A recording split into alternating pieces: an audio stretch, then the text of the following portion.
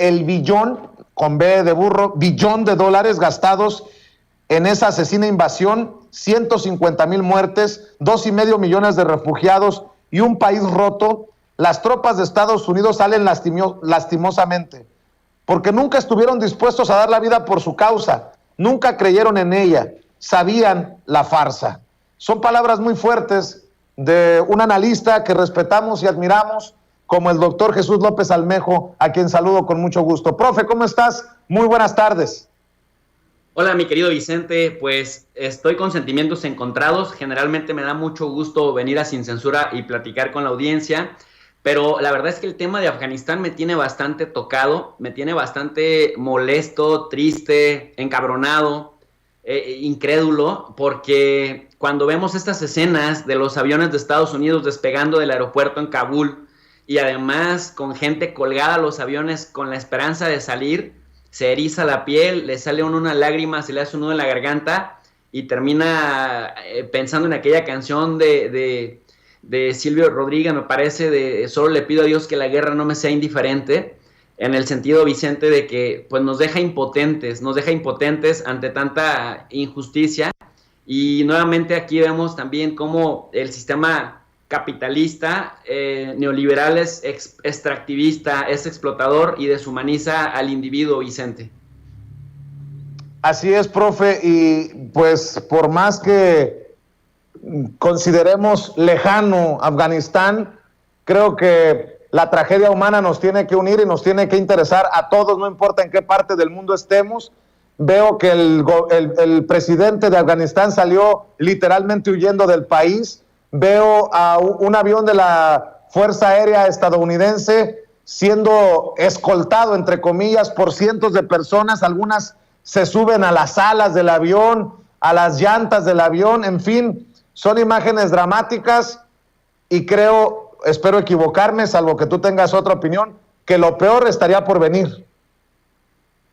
Sin duda alguna. Mira, Vicente, cuando tú ves a la gente espantada por escapar como sea de Afganistán, es porque muchos de estas personas ya les tocó vivir el régimen talibán del año 1996 al año 2001, ya vieron cómo laceran, ya vieron cómo flagelan y ya vieron cómo tienen un control totalmente determinista y autoritario sobre la gente, al punto que también deshumanizan. Sin embargo, Vicente, por otro lado, pues estos mismos talibanes, no hay que olvidar que fueron armados por Estados Unidos para combatir a los entonces soviéticos allá por 1979 a 1989, que también tienen parte de la responsabilidad, porque realmente los soviéticos invaden del 79 al 89, ya lo habíamos platicado en otras ocasiones, y en el contexto de la Guerra Fría, bajo la doctrina Truman de Estados Unidos y también la doctrina Brzezinski, pues la idea de Estados Unidos es no dejar que se expanda el comunismo o el socialismo soviético, que termina por armar, por dar logística, por dar capacitación, y de ahí emerge el multimillonario saudí Osama Bin Laden, que después se le voltea a Estados Unidos, porque generalmente Estados Unidos tiene la política anglosajona británica del divide y vencerás. Cuando logran derrocar a la Unión Soviética, que sale también patitas por delante, y que por cierto tampoco fueron nada inocentes, porque hoy veo a muchos analistas rusos celebrando y dándose golpes de pecho, diciendo que la potencia y Estados Unidos hizo el ridículo, cuando el primer ridículo histórico lo hicieron ellos. Y también es importante señalar que hubo entre 500,000 y 1,000,000 de muertos en esa década soviética en Afganistán. Pero esto generó grupos insurgentes, Vicente, de resistencia,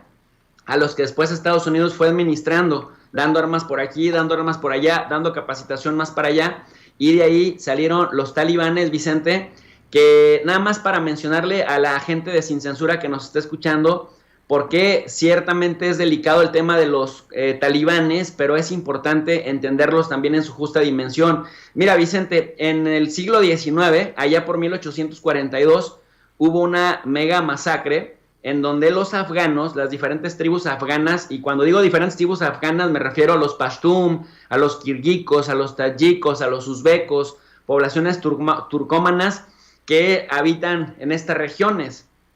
Expulsaron a los británicos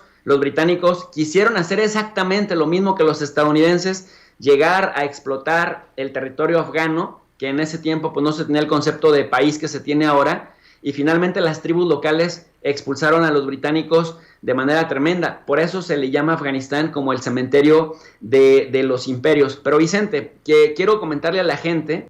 que, y también a ti obviamente, que el talibán proviene, o encontramos sus orígenes justamente del siglo XIX, con un movimiento que se llama la salafilla. Salafilla, Vicente, viene de salaf a-salih, que significa de los ancestros, de los predecesores o de los ancestros islámicos, que se refiere como a volver a los tiempos de las 3 primeras generaciones cercanas al profeta Muhammad.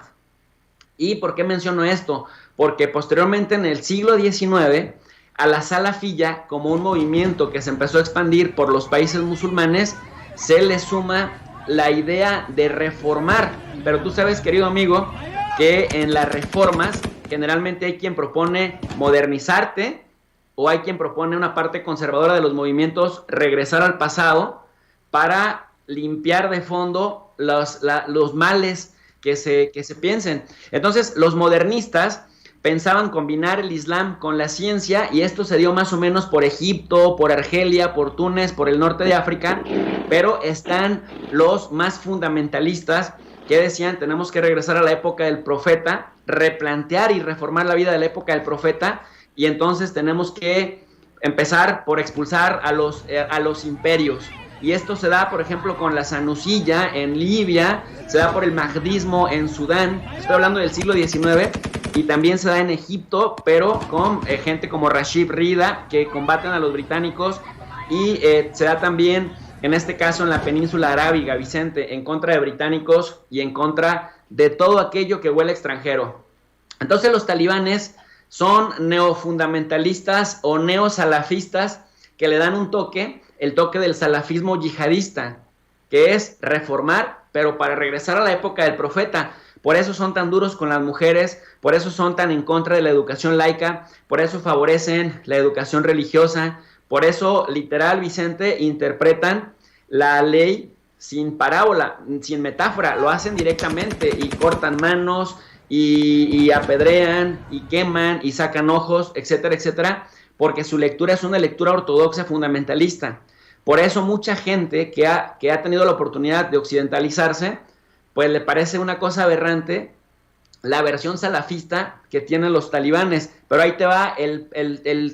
digamos, una de las más grandes contradicciones, pues Estados Unidos generalmente se propone como misión democratizar esta zona, pero es un democratizador selectivo, es decir, una farsa, unos mentirosos de primera, porque a la salafilla o a la salafilla yihadista afgana que promueven los talibanes, finalmente los financian los saudíes. Los saudíes, Vicente, hacen parte dentro del sunismo, dentro de la corriente sunita del Islam, a la versión Hanbalí, que es una de las interpretaciones, de hecho es la interpretación más fundamentalista que podemos encontrar y más dura, más rigorista. Entonces, fuera de Arabia Saudita se supone que nadie la practica, pero es justamente la filosofía del Daesh, que ya tuvimos la experiencia en Irak y Siria en 2014, y de los talibanes, que los talibanes eran una estructura mejor organizada que en este caso el Daesh. Entonces, Arabia Saudita es el principal aliado de Estados Unidos en la península arábiga. No lo tocan ni con el pétalo de una rosa, y de hecho, cuando se abrieron comisiones en el Senado de los Estados Unidos para investigar el vínculo y la responsabilidad de Arabia Saudita en el atentado de las Torres Gemelas, hasta Barack Obama la vetó para evitar que se implicara a Arabia Saudita con los ataques terroristas, siendo que Arabia Saudita financia a grupos salafistas y financia también al talibán, que luego después echa como indirectas de que nada pasara. Pero esta manera de comportarse, esta idea de crear un emirato talibán, esta manera, Vicente, de reproducir las prácticas de la Golden Age, o sea, de la época dorada del profeta, de los talibanes, es justamente herencia hanbalí de los saudíes. Y de hecho, pues tú recordarás, Osama Bin Laden es multimillonario saudí que finalmente va y se supone que quiere recuperar los territorios del Islam, pero aquí tienes esta otra remembranza: atacar a los invasores hasta echarlos Por eso me parece que es importante atender esta otra dimensión histórica e ideológica para entender, por un lado, la filosofía que tienen los talibanes y, por otro lado, el terror que siente la gente afgana al punto de colgarse de los aviones de sus traidores aliados, los estadounidenses, que llegaron, que los hicieron trabajar para ellos, a sabiendas de que cuando el talibán recuperara el gobierno, los iban a ejecutar acusándolos de traidores, y de pronto pues los estadounidenses se van y los dejan a su suerte, Vicente. Oye, profe, otro tema que, si me permites preguntarte tu opinión, tu análisis, porque vi que te conmovió igual que a todos, es el tema de Haití. Te leía en redes sociales el presidente Andrés Manuel López Obrador apostándole al humanismo, compromete ayuda a este país tan golpeado como Haití. Si hay una tal cosa como un país con mala suerte, es Haití. Qué mala suerte históricamente de Haití, que es golpeado por un fuerte terremoto, hay muertos, hay heridos, hay destrucción en una nación ya de por sí en condiciones paupérrimas, muy, muy pobres y muy complicadas situaciones, pero los que le apuestan al clasismo, al divisionismo, al racismo en México, los ultraconservadores, se quejan, se enojan porque el presidente Andrés Manuel López Obrador compromete apoyo para un país tan pobre, más pobre que México, cuando dicen tenemos tantos pobres en nuestro país. Vaya análisis tan pedorro, ¿no? De esos que tanto exhibimos aquí. Sí, definitivamente. Mira, México tiene uno de sus 7 principios que están enmarcados en la fracción 10 del artículo 89 constitucional, principios de política exterior que tienen rango constitucional, Vicente, y uno de ellos es la cooperación internacional para el desarrollo. O sea, sí es cierto que tenemos la no intervención, es cierto que tenemos la autodeterminación de los pueblos, la igualdad jurídica de los estados y la solución pacífica de las controversias, entre otras, pero la cooperación internacional para el desarrollo y la promoción de los derechos humanos como herramienta para la lucha por la paz y la seguridad internacionales también son principios de política exterior de México, y me parece que el presidente López Obrador, ni tardo ni perezoso, hace una interpretación correcta de, en este caso, cooperación humanitaria, y me parece que 2, 3, 4, 5 o 10 aviones no empobrecen a México, no atentan contra la salud pública, ni atentan contra las políticas públicas destinadas a desarrollar a nuestro país o a nuestros municipios, y por lo tanto sí engrandece bastante a México en un momento en el que, como dices, Haití finalmente le están cayendo todas las plagas habidas y por haber en los diferentes contextos metafóricos. Y Vicente, también comentarte, es verdad que hay un poco de mala suerte o circunstancias desfavorables para Haití, la población haitiana, pero también es cierto que Haití es la máxima expresión en el continente de lo que el imperialismo explotador, avaro, deshumanizante, corrupto, agresivo, contaminante, es en su máxima expresión, porque no olvidemos que parte del hecho de que Haití no haya desarrollado, por un lado, instituciones sólidas, que no haya desarrollado civilidad de manera consolidada y que no tenga recursos para enfrentar este tipo de circunstancias fortuitas desfavorables, tiene que ver con la situación incómoda en que la dejó Francia. Y también hay otro problema muy importante en Haití, la cuestión de la deforestación increíble que genera que, por otro lado, pues haya debilidad en todo sentido, incapacidad para producir alimentos propios, aislamiento de la comunidad internacional por la estigmatización tan fuerte que hay sobre Haití, problemas de migración, pero derivado también del origen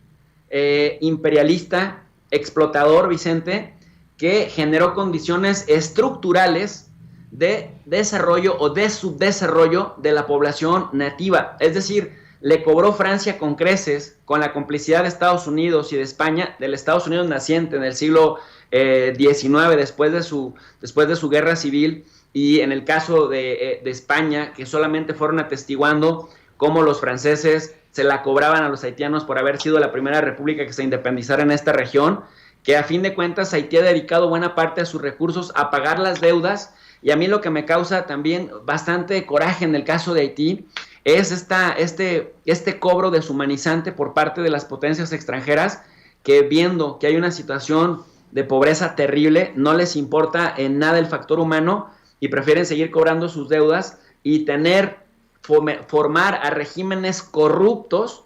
con élites locales, como el caso de los Duvalier, que duraron 40 años mamándose el erario de Haití, pero preservando los intereses intactos de Francia en este país. Entonces, querido amigo, ¿qué pasa cuando viene un terremoto? ¿Qué pasa cuando viene un tsunami? ¿Qué pasa cuando viene un evento de la naturaleza que no podemos evitar? Pues no hay capacidad de reacción para hacerle frente a estos eventos, porque mira, terremotos hay en Japón, terremotos los ha habido en México, terremotos o huracanes los ha habido en Estados Unidos. ¿Cuál es la diferencia de estos países? Que pongo como ejemplo, Japón, Estados Unidos, México, que hay capacidad institucional y que hay capacidad también para reaccionar en términos logísticos, en términos económicos, en términos de organización social, que es algo de lo que está careciendo Haití, porque lleva por lo menos 2 siglos siendo explotados desde fuera y desde adentro por élites corruptas que se pusieron al servicio de los intereses extranjeros, al punto de que acabamos de ver justamente el asesinato, este magnicidio por gente entrenada por Estados Unidos, colombianos de alto nivel, que fueron a cometer este magnicidio. Entonces ya desde ahí tú te puedes imaginar que la gente vive más pendiente de comer y de no ser asaltada a las 12 del día en pleno centro de la capital haitiana que por construir una buena casa, o políticos que están esperando la oportunidad, están al acecho de robarse lo que queda de presupuesto antes que generar políticas públicas que haga buenas carreteras, buen alumbrado público, buenos hospitales y que tengan reglas de construcción que por lo menos les permitan hacer frente a las cuestiones fortuitas, porque aquí tenemos una frase en México, ¿no? Los eventos fortuitos no los podemos evitar, no podemos evitar un terremoto, no podemos evitar un huracán, pero sí podemos evitar las tragedias humanas si tenemos información, si tenemos buena logística y tenemos buena infraestructura. Oye, profe, no quiero abusar de tu tiempo, pero si me permites, te pido también tu opinión sobre estas declaraciones del presidente Andrés Manuel López Obrador. Creo que tú tienes una gran visión sobre esto que señala el presidente Andrés Manuel López Obrador. Si me permites, profe, dice el presidente Andrés Manuel López Obrador que el PAN es lo mismo que el partido de ultraderecha español Vox, y también señala a Cuadri, y aquí voy a meter entre los ultraconservadores a Francisco Martín Moreno, a quien tú ya has criticado también, este intelectual, escritor, que dice que no ha encontrado un presidente cruel en la historia, solamente Andrés Manuel López Obrador. Pero escuchemos al presidente y si así lo consideras, me das tu opinión de esto, profe, porque son de los temas que veo que opinas también en redes sociales. Es autoritario, fascistoide. En todos lados, ¿no vieron ahora que se recordó la resistencia indígena por la toma de Tenochtitlán? Como unos ultraderechistas españoles, Vox, sí, que es el equivalente al PAN de aquí, al yunque. Hasta Cuadri dijo que hacía falta un Vox en México. ¿Quién dijo? Cuadri. Ah, claro, sí, son lo mismo. Lo más retrógrada que puede haber. No me equivoco. Clasistas, racistas, hipócritas, corruptos, falsos. Pero bueno, andan con eso. Y pues sí, ya tengo edad, ya lo he dicho. Bueno, pues ahí están las declaraciones del presidente Andrés Manuel López Obrador, de las que pido tu opinión, profe. ¿Qué piensas de lo que dice el presidente Andrés Manuel López Obrador en momentos en que también destapa la revista Contralínea con información de Wikileaks la presencia del Yunque, la mano del Yunque, el movimiento ultraconservador en México con vínculos a España? Yo creo que tiene razón el presidente Vicente y voy a argumentar o voy a fundamentar por qué. Yo en mi canal el sábado por la noche hacía una reflexión sobre la obra filosófica de Hannah Arendt, de estos textos que escribe sobre Eichmann en Jerusalén, la banalidad del mal, este concepto que es un concepto precioso que te explica la cuestión de la banalidad del mal, y también los orígenes del totalitarismo. Y en los orígenes del totalitarismo, que es considerada la obra magna de Hannah Arendt, pero que en realidad para mí significa el punto de partida de una estrella filosófica en ascenso, dice, finalmente, el totalitarismo fue posible gracias, por un lado, al antisemitismo, que después lo lleva más lejos, y no solamente es el antisemitismo, sino es el desprecio por las minorías a las cuales deshumanizas para poderlas dominar, extraerles sus recursos y desaparecerlas posteriormente, que es el riesgo de los xenófobos, de los clasistas y racistas, que terminan por excluir a las minorías. Esto es uno de los orígenes del totalitarismo. En segundo lugar, decía, la creación del fascismo, que articula finalmente en el antisemitismo, Vicente, la manera también de utilizar la autoridad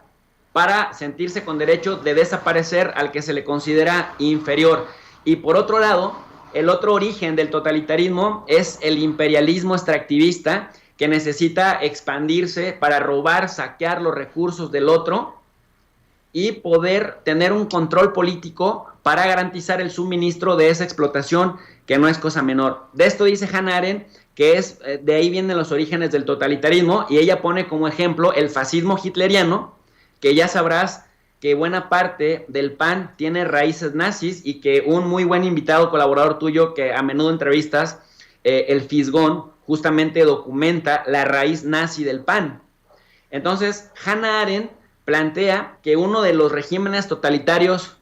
que son paradigma de otros tantos que han existido, pero que en ese momento es el que le toca vivir a ella, porque es una perseguida del régimen nazi, y que de hecho estuvo en campos de concentración en el 40, del cual tiene que escapar, pues le toca no solamente teorizar sobre el régimen nazi fascista, sino además le toca vivirlo, sufrirlo. Que además, por cierto, estaba enamorada de su profesor Martin Heidegger, que después termina siendo un nazi. Pero bueno, esa es otra historia que luego les contaré con más calma. Y el segundo punto es el socialismo estalinista, que también establece un estado de terror y que llega a asesinar a más de 1 millón de personas dentro del partido, cuando el loquito de Stalin llega a pensar que cualquiera de los que disienten y lo cuestionan tantito quieren derrocarlo, y entonces los va asesinando antes de que puedan ellos reaccionar. Entonces, para Hannah Arendt, Vicente, ser imperialista y ser racista, clasista y xenófobo, traducido en lo que era el antisemitismo de esta época que nos narra, son los orígenes del totalitarismo. Entonces, no es cosa menor cuando un tonto de estos, cuando un clasista, cuando un racista, cuando un xenófobo, cuando un prepotente como estos hace declaraciones públicas de discriminación de indígenas, de discriminación de los pobres, de la discriminación de los ancianos, porque estos se meten contra todo mundo. Se meten que contra los ancianos porque ya no son productivos, que contra los indígenas de Oaxaca, Guerrero, Chiapas, que porque son una carga para nuestro país. Se meten con las mujeres, se meten con los homosexuales, se meten con todo lo que creen que es diferente a lo que su determinismo conservador les indica. Y Vicente, aquí viene el otro tema de los orígenes del totalitarismo que Hannah Arendt advierte, y mira que es tremendo, es brutal, porque es una obra clásica por su capacidad para seguir explicando el presente. Dice, la otra es el imperialismo, que es una máxima expresión del capitalismo, que es la concentración del capital en pocas manos, es decir, la creación de estructuras que los llevan a concentrar el poder económico y después desarrollar normatividad política para garantizar el suministro económico a partir de que explotan lo que sea, los recursos de otros. Y esto me lleva a entenderlo, trayéndolo a la realidad mexicana, porque esta gente clasista, esta gente bien, ¿no? Entre comillas, clasistas, racistas,